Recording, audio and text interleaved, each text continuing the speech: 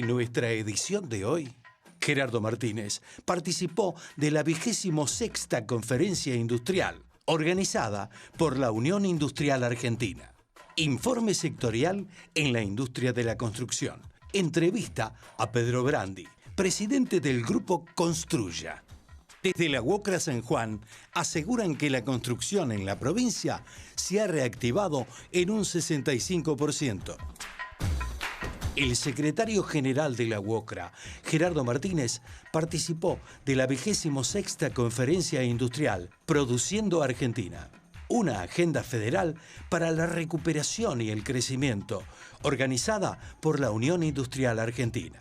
En el seminario Hacia una Argentina con desarrollo humano integral, el secretario general de la UOCRA, Gerardo Martínez, en su exposición reclamó el diálogo social institucionalizado como política de Estado sostenible en el tiempo. Para Martínez, el rol del Estado es central, con políticas que superen un periodo de gobierno y con la participación de todos los sectores que componen la sociedad civil, como son los trabajadores, el sector académico, los empresarios y los movimientos sociales. Realmente cuando uno ve un encuentro virtual de esta característica con los distintos actores que forman parte de ser vocero de una iniciativa, de ser originante de lo que significa el diálogo intersectorial como una herramienta estratégica de planificación, de encuentro, para poder trazar una mesa y que en esa mesa nos dé la oportunidad de visualizar un plan estratégico de desarrollo. Creo que en ese aspecto nosotros apostamos como trabajadores, que representamos a los trabajadores organizados sindicalmente, que tienen la oportunidad de estar formalizados, pero también hablamos y estamos obligados a hablar en toda su dimensión de aquellos trabajadores, millones de trabajadores que quieren trabajar y no consiguen trabajo. Por eso creemos y estamos convencidos del movimiento sindical en el trazado de una estrategia fundamental, profunda, con los movimientos sociales que por suerte existen en Argentina y que organizan la precariedad, que es lo que se da en nuestra sociedad, donde tenemos el 50% de nuestra sociedad asalariada expuesta a vivir en la pobreza, en la informalidad y en la desocupación. Creemos, sostenemos que el papel de la política es fundamental en este proceso. En el proceso de la globalización, por ir de lo general a lo particular, se viene debatiendo que en esta globalización la política no tuvo las riendas o no tuvo el ejercicio de liderazgo político como correspondía. Fueron los mercados los que determinaron a partir del 89 la sintonía de los motores de esa globalización. Una política de descarte, dice nuestro Papa, una globalización sin rostro social, sin rostro humano. Y así apareció la otra pandemia, en el 2008, la pandemia de la ruptura de la burbuja financiera. En aquel momento, me acuerdo, en un seminario internacional, tuve la oportunidad de escuchar a Sarkozy, en ese momento presidente de Francia, a Obama y a Merkel.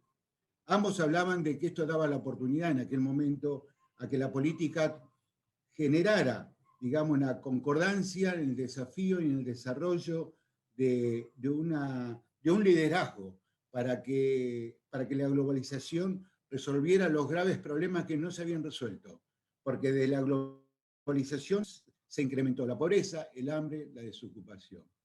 Me parece que para Argentina, volviendo a nuestro país, en un punto de inflexión, después de haber vivido de una manera injusta la noticia de que en una administración política se tomaba una decisión de un empréstito para la fuga de capitales, exponiendo a la Argentina en una situación extrema que hay que resolver, porque más allá del enjuiciamiento que podamos tener desde el punto de vista político de cómo se tomó ese empréstito, Argentina siempre ha honrado, digamos, con su pago, el pago de la deuda. Eso se hará en forma concreta, pero muy bien, como decimos, lo dice el presidente, lo decimos todo, una cosa es el esfuerzo y otra cosa es el sacrificio, y no hay oportunidad para un ajuste, porque hoy, mirándolo desde el punto de vista, por ejemplo, del ingreso, el salario del trabajador y de la trabajadora es el más bajo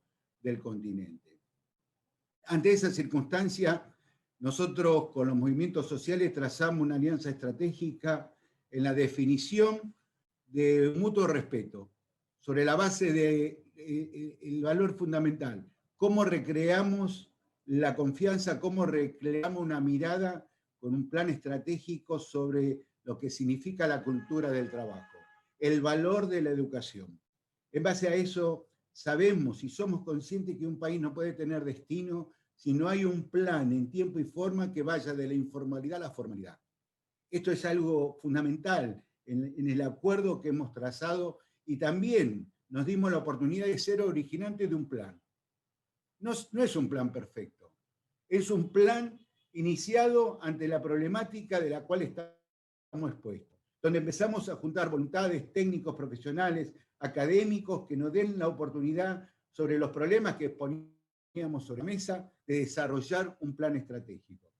Consideramos que la herramienta clave para lograr esto es la educación, una educación y de formación profesional continua en un trazado de transición justa. Esto no va a ser de un día para otro, no se puede resolver de un día para otro. Va a llevar su tiempo, pero hay que empezarlo a hacer.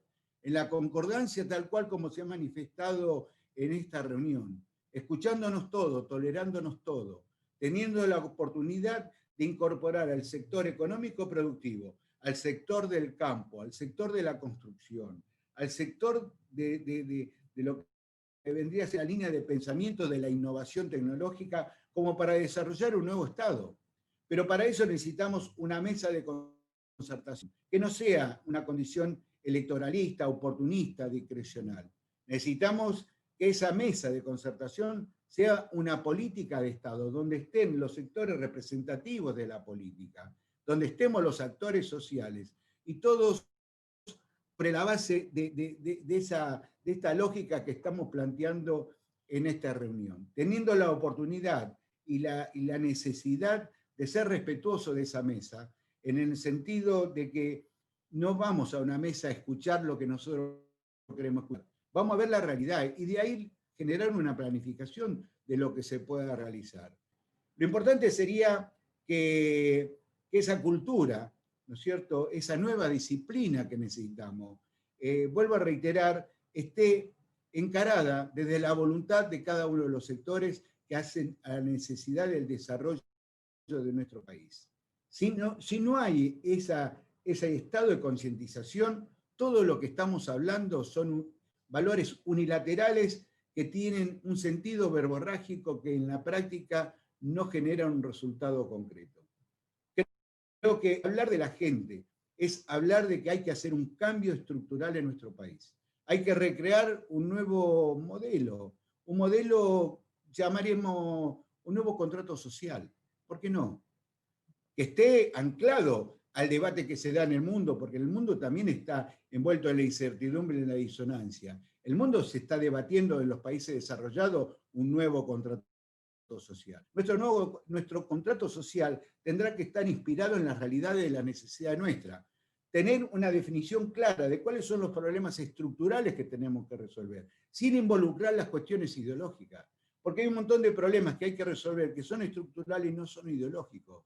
Y esto creo que hace de que el sector empresario, el sector productivo, el sector financiero argentino, el sector del campo, se va a sentir, digamos, con esa solvencia desde la confianza que se está articulando un proceso innovador dentro del diseño de lo que necesitamos como país. Y los argentinos tenemos inteligencia, tenemos esa capacidad, esa impronta de desarrollar un cambio estructural, pero lo tenemos que poner en marcha. De lo individual no alcanza, tenemos que hacerlo desde el conjunto. Por eso, mi representación y de mi responsabilidad de los trabajadores organizados, de la Confederación General del Trabajo, nos convocamos y convocamos a todos a que el gobierno nacional, que juega un papel primordial en este momento, el nivel de monopsonia que tiene el Estado en esta oportunidad es muy fuerte. Bueno, que parte de ese poder lo utilice para garantizar esta herramienta que sea sólida como política de Estado y que todas estas ideas que vamos trazando y que vamos exponiendo en los distintos encuentros virtuales o de videoconferencia, lo pongamos sobre una mesa y logremos un resultado que nos sirva para todo el país, pero fundamentalmente para aquellos que se encuentran hoy expuestos viviendo en la pobreza y en la desesperanza.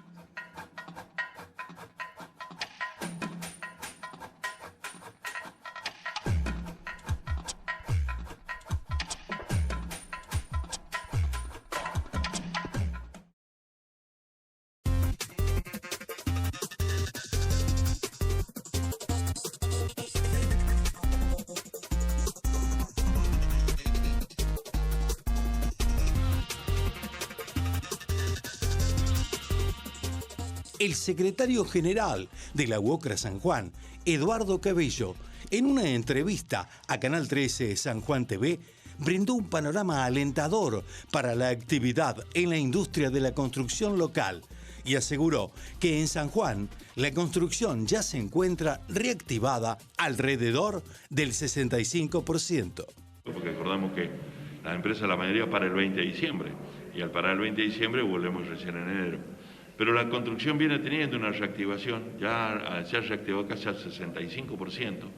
San Juan ha tenido la suerte de seguir trabajando en lo que más ha podido, porque tampoco es que estamos en la panacea, pero Obra Pública y el gobierno ha determinado mantenerlo. Así que también de a poco se va ingresando gente en otros sectores, como los diques. Así que, digamos, no lo vamos a terminar al año 100%. Pero sí en alta, porque el que viene me parece que va a ser bueno en el ámbito de la construcción, teniendo en cuenta todo lo que en obra pública el gobierno nacional y provincial va a establecer. Así que estamos contentos porque la gente va a tener por lo menos la esperanza de saber que su trabajo empieza a manejarse, a darse, y bueno, ya lo va a ver con otra perspectiva. La industria de la construcción es considerada madre de industrias debido a la extensa cadena de valor que moviliza y su efecto dinamizador sobre la actividad económica e industrial de la Argentina. Con relación a las necesidades que presenta actualmente la industria de la construcción, el impacto en la actividad que ha generado la pandemia del COVID-19 y las perspectivas por la evolución de un sector clave para la generación de empleo, dialogamos con Pedro Brandi, presidente del Grupo Construya, institución que elabora mensualmente uno de los principales índices estadísticos de la actividad sectorial. La pandemia ha sido un fenómeno, único, que digamos, a la construcción le ha pasado algo insólito, ¿no? Es decir, de caer a su más bajo nivel de los registros que nosotros tenemos, en general, que se tienen del sector, en el mes de abril, con varias empresas con nivel de actividad cero, o sea, directamente no trabajaron todo el mes, a una situación absolutamente opuesta, que es lo que nos ha pasado ahora en octubre, con un récord de despachos al punto de que es el mejor octubre de la serie. O sea, tuvimos el peor abril de la serie que atravesó, digamos, la base 100 de nuestro índice, llegando a nivel de 74, y 4 meses más tarde o 6 meses más tarde hacer exactamente lo opuesto, de tener el récord de despachos de octubre. Y también un récord en el sentido de que estamos algo así como el 4 o el 5% por debajo de lo que fue el récord de toda nuestra serie, que fue en el año 2015. Así que muy contrastante, ¿no? Es decir, de una punta a la otra en muy corto tiempo, con un tema muy fuerte de adecuación de las empresas a trabajar en pandemia con todas las restricciones y a moldarse a toda la nueva normativa y todo lo que la pandemia nos ha traído. La construcción el año que viene, bueno, ya lo está haciendo, pero el año que viene va a continuar con un nivel de actividad verdaderamente alto, que va a ir mutando, porque en este momento la demanda está muy centrada hacia lo que sería refacción, ampliación, autoconstrucción, en todo tipo de viviendas, va a ir mutando a la obra nueva, ¿no? Es decir, en los últimos 2 meses ha empezado a retomarse la actividad en las obras que estaban paradas, se retomaron después de que se levantaron las restricciones, y van a arrancar las obras nuevas. Lo que está pasando es que la construcción, que siempre fue un refugio de valor, en estos momentos, con la crisis que hay, más las restricciones a otras inversiones financieras, se ha vuelto mucho más atractiva todavía y mucho más deseable, ¿no? La construcción hoy tiene un costo muy bajo, de los más bajos también de muchos años, de manera que es una excelente oportunidad para construir, y muy particularmente para quienes tienen dólares atesorados, ahorrados, ¿no? Es una excelente oportunidad.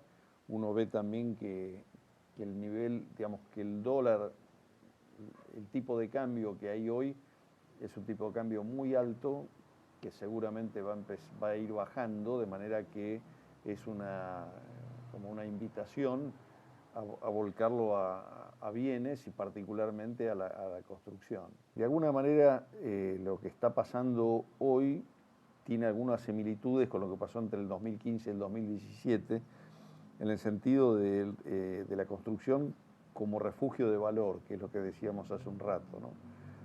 Al haber pocas oportunidades o pocas alternativas de ahorro, la gente se vuelca masivamente hacia un bien durable. Y la construcción ha mostrado que a lo largo del tiempo es una inversión segura y rentable. Así que eso lo vamos a ver con toda claridad el año que viene, ¿no? También, digamos, el sector se ha organizado muy bien en la captación de inversiones. Es una industria madura que tiene, digamos, ha desarrollado todas las habilidades para captar ahorros, ¿no? Y ha desarrollado herramientas. La verdad que ha sido un desarrollo muy interesante que ha tenido nuestro sector, claramente. Efectivamente hay problemas de abastecimiento. Lo que ocurre es un poco lo que decíamos hace un momento, ¿no es cierto? En abril, fábricas paradas; en octubre, digamos, récord de despachos; y en el medio transitar, digamos, todas las dificultades de la pandemia, donde uno ve claramente, digamos, que la apertura, digamos, o la salida de lo que fue la cuarentena fue gradual. Entonces las empresas fueron recuperando gradualmente capacidad de trabajo a partir de permitir que la gente se acerque a retomar sus puestos de trabajo. Eso fue gradual en el tiempo, y aún ahora, digamos, pese a que estamos ya bastante, digamos, como experimentados en los temas, en lo que es el manejo de la pandemia, aún hoy hay entre un 15 y un 30% de personal que no va a trabajar, o porque está enfermo, o porque estuvo en contacto con enfermos, o porque está en edad de riesgo o está en situación de riesgo. Y eso termina afectando la capacidad de producción de las empresas. Le baja la productividad. Entonces la cantidad de producto que se puede hacer por mes o por día es menor a la que se podía hacer previo a la pandemia. Entonces tenemos una situación de demanda muy alta con una oferta que está estresada por esta circunstancia. La otra cosa que también afecta es que durante los meses en que empezó el problema de la cuarentena, tanto el comercio como las fábricas vendieron sus stocks, parcial o totalmente. Una fábrica parada, obviamente lo primero que fue haciendo es ir vendiendo lo que podía hacer, era vender sus existencias.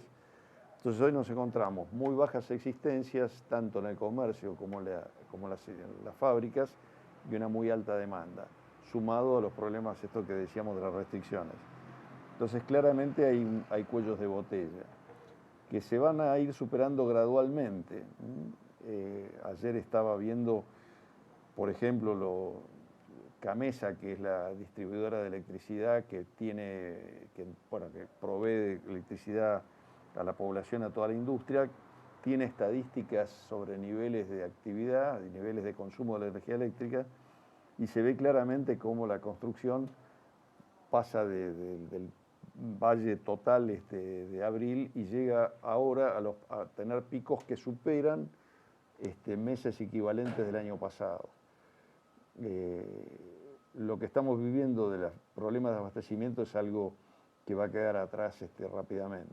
El costo de construcción hoy está aproximadamente al 50% del costo histórico. Y va a estar bajo durante un cierto tiempo y después, obviamente, después el costo vuelve a recuperar sus valores históricos.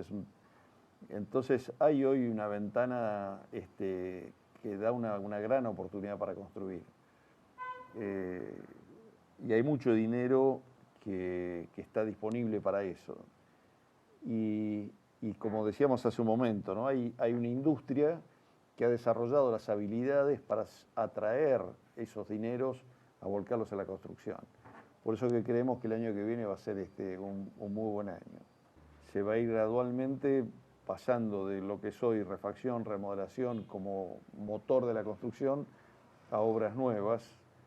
Al principio obviamente primero van la obra pequeña y mediana y después llega la obra grande, ¿no? Sí, claramente ese es el camino. También hay anunciado para el año que viene un plan de obras públicas. En este momento el nivel de actividad de la obra pública es muy bajo.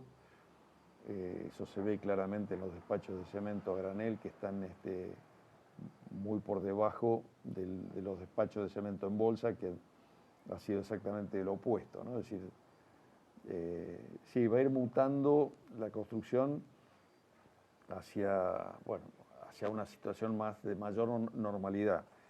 Lo que siempre queda como deber pendiente es que en algún día, digamos, se creen las condiciones para que los